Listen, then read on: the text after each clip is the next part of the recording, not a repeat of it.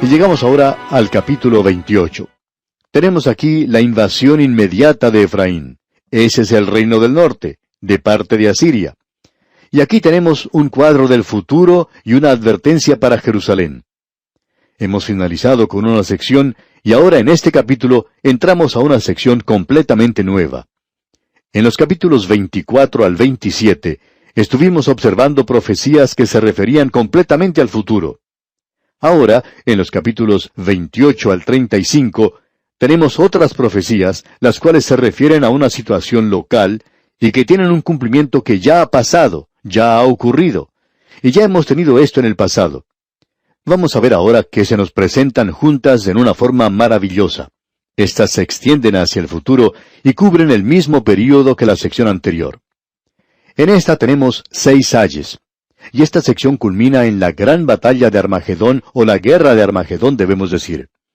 Y eso es en el capítulo 34. Y luego le sigue el beneficio del milenio, que es llevado a la tierra en el capítulo 35. Hay muchos que conocen acerca del capítulo 35, pero no conocen mucho acerca del capítulo 34 de Isaías. Pues bien, hablando ahora del capítulo que nos concierne hoy, el capítulo 28, tenemos una ilustración muy buena de la combinación de las profecías cercanas y futuras, de los hechos pasados y de los hechos futuros, aquello que ha sido cumplido y de aquello que será cumplido, de aquello que es local e inmediato y aquello que es general y en el futuro lejano. Ahora el reino del norte de Israel se define aquí por el nombre de Efraín, y este reino muy pronto irá a la cautividad a Siria. Fue en el año 721 cuando el rey de Siria, Salmanasar, invadió al reino del norte, derribó el reino y tomó a la gente en cautividad. Eso es lo que tenemos ante nosotros. Tenemos pues aquí la inmediata caída a la cautividad de Efraín.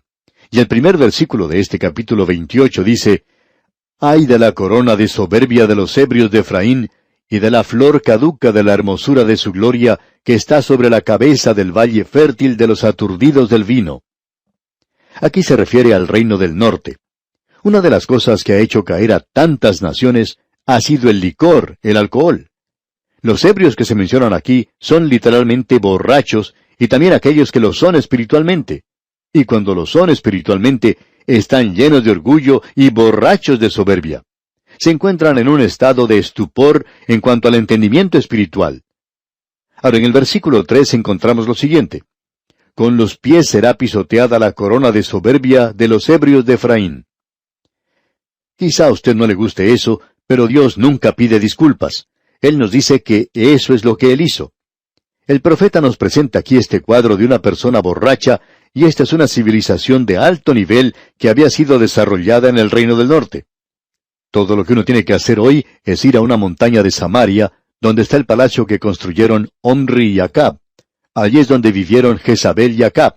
Y amigo oyente, el Señor siempre le da a los impíos y a los ricos los mejores lugares para vivir. Y creemos que quizás sea algo justo, ya que ellos no van a tener un buen lugar donde estar en la próxima existencia, en el próximo mundo. Así es que tienen las cosas más lindas aquí. Ese es un lugar muy hermoso en esa tierra. De allí uno puede contemplar el mar Mediterráneo, el valle del Jordán, el monte Hermón cubierto de nieve al norte, y los muros de Jerusalén hacia el sur. Amigo oyente, usted no buscaría un lugar más hermoso para vivir. Sería bueno poder comprarse un terreno en ese lugar y edificar una casa donde vivir. Es un lugar muy bueno. Pero Dios juzgó a esta gente, a esta alta civilización, y Dios los derribó. Luego en el versículo 5 vemos que las cosas se mueven hacia el futuro, y comienza diciendo: «En aquel día». Y amigo oyente, también nosotros vamos a movernos hacia el futuro, y vamos a esperar hasta nuestro próximo programa, Dios mediante, para continuar con nuestro estudio. Como indicamos en nuestro programa anterior, amigo oyente, comenzamos con el capítulo 28 de Isaías, una nueva sección en este libro. Ya hemos observado las profecías en los capítulos 24 al 27, que eran completamente en el futuro, es decir, en su gran mayoría. Y luego aquellas que tenían que ver con los castigos o juicios, las cargas para el futuro inmediato de aquel día, que fueron cumplidas en su gran mayoría. Ahora Isaías habla decididamente de ambas cosas, del futuro inmediato y también de las cosas del futuro lejano. Estas cosas son aún más allá del día en el cual nos encontramos hoy.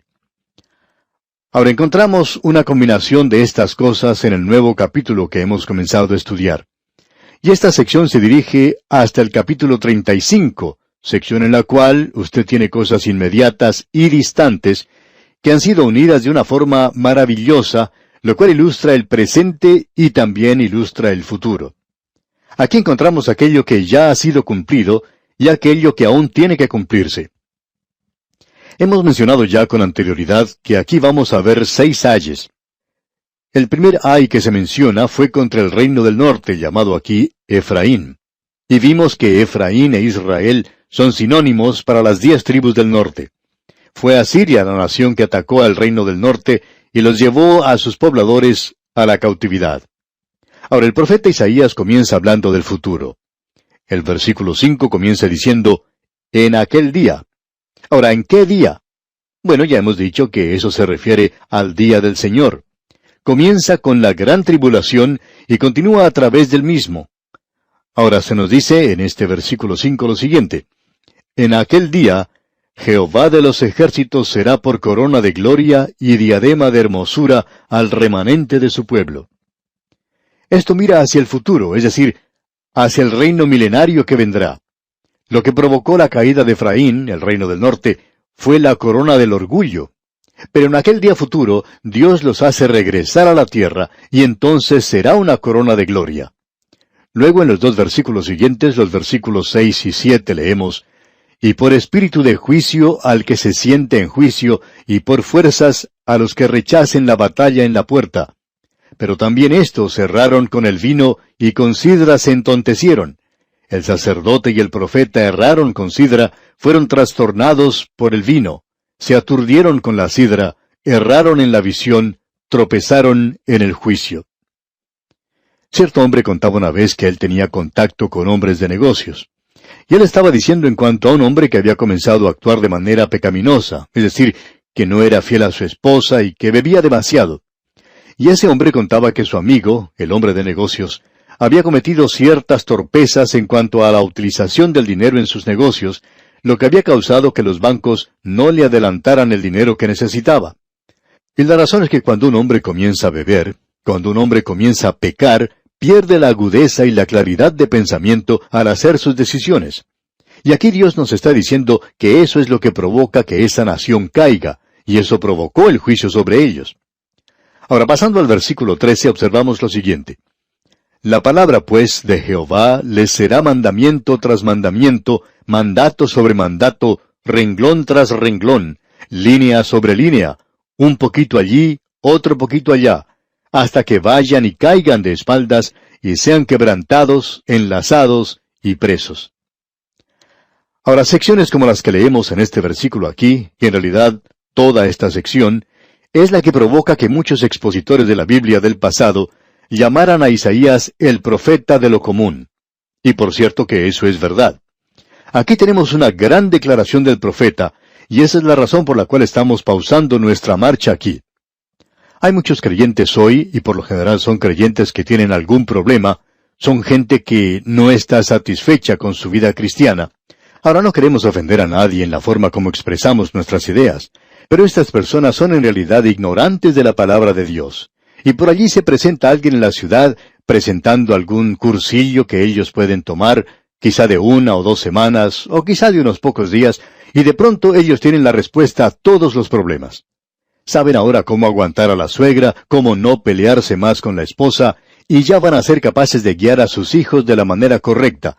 El jefe les va a dar aumento de sueldo, porque uno se ha convertido en una persona, maravillosa, y es como una estrella que tiene como empleado. El hecho es que esa es la solución a todos los problemas de la vida. Pero permítanos decirle, amigo oyente, y hablando honradamente, porque sabemos que hay algunos de ustedes que van a desilusionarse, y estamos recibiendo muchas cartas en cuanto a esto. Y hay muchas personas que piensan que si ellos van a pasar por cierta experiencia, que eso les ayuda a resolver los problemas. Sin embargo, se amargan, se vuelven amargados, porque esa experiencia no resolvió en realidad los problemas.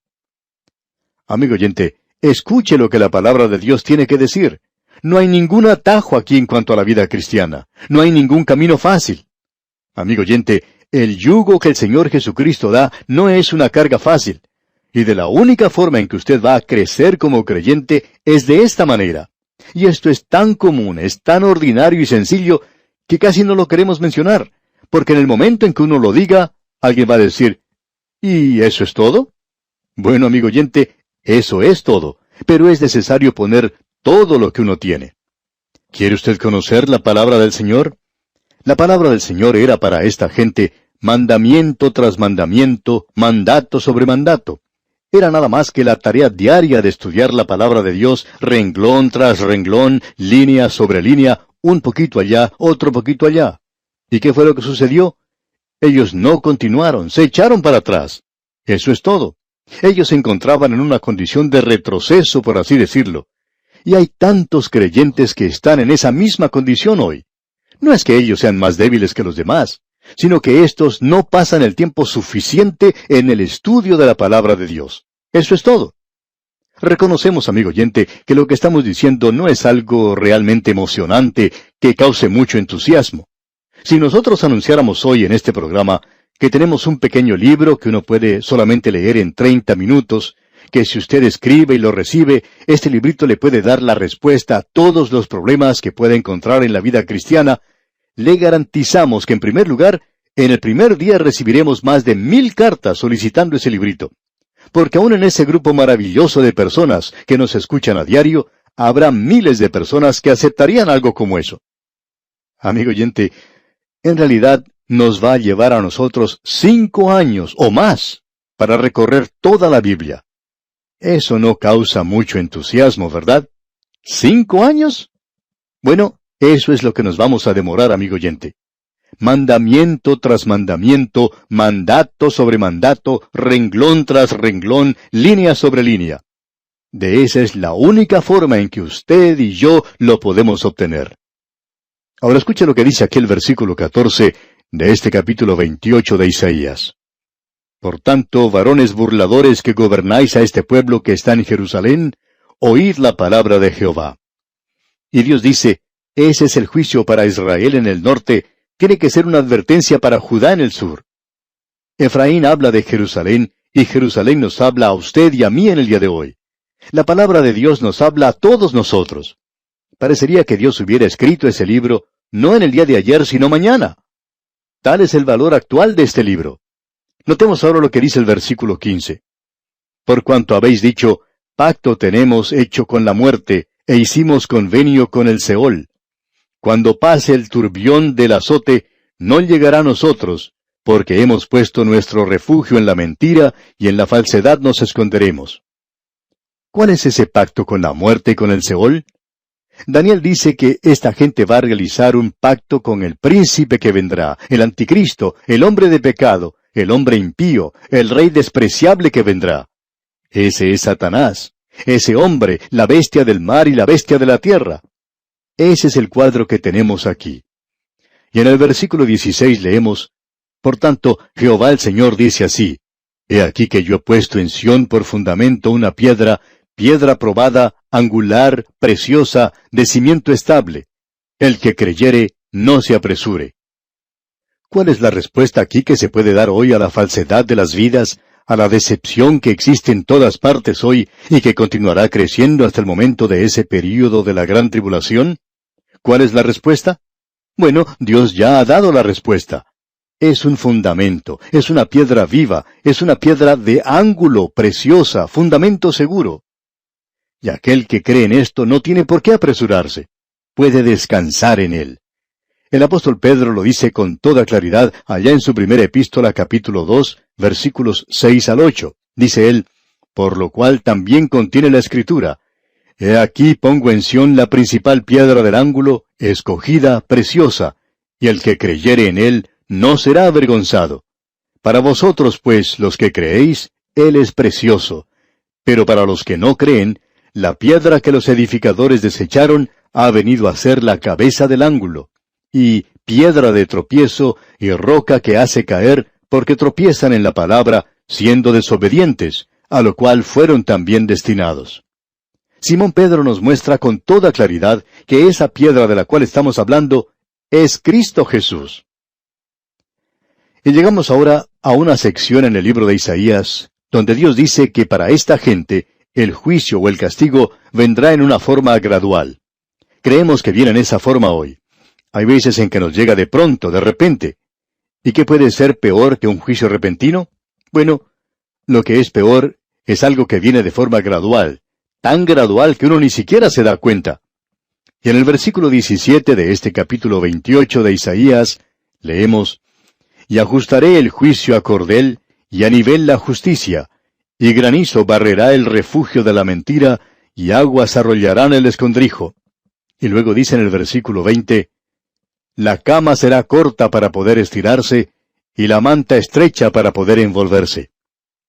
Quizá usted alguna vez ha ido a un hotel a pasar la noche y encuentra que las mantas de la cama no son lo suficientemente largas, no alcanzan a cubrirle los hombros, y si uno hace eso, pues entonces los pies se quedan por fuera. Y uno se encuentra en una cama muy corta, los pies quedan fuera de ella, o si no es eso, uno tiene que dormir entonces acostado de una forma diagonal. Y eso no es bueno, ¿verdad? Dios dice, yo les doy a ustedes una cama corta, la manta no va a ser suficiente. Y de allí en adelante comenzará el juicio de Dios, y el de ellos les llegó. Bueno, en ese instante se encontraban a unos 100 años antes del juicio, pero finalmente les llegó. Y en los versículos 23 al 29 tenemos lo que podríamos decir es casi la parábola del trigo y la cizaña, y allí se nos habla de diferentes clases de grano y de las diferentes formas de trillarlo. Hay granos que son duros y otros que son blandos, y uno tiene que tratar a cada uno de una forma diferente. En el versículo 28 de este capítulo 28 leemos, «El grano se trilla, pero no lo trillará para siempre, ni lo comprime con la rueda de su carreta, ni lo quebranta con los dientes de su trillo». Uno tiene que tener cuidado con los granos que son blandos. Aquí se mencionan varios, el eneldo, el comino, el trigo, etc., y todos son diferentes.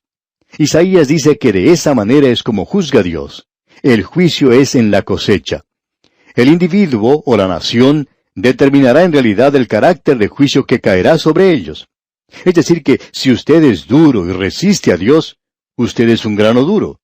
Si usted es lo suficientemente duro como para quebrarse, entonces el juicio de Dios va a ser muy severo para usted. Cierto hombre contaba en una ocasión diciendo que él había perdido a su esposa y a sus 2 hijos.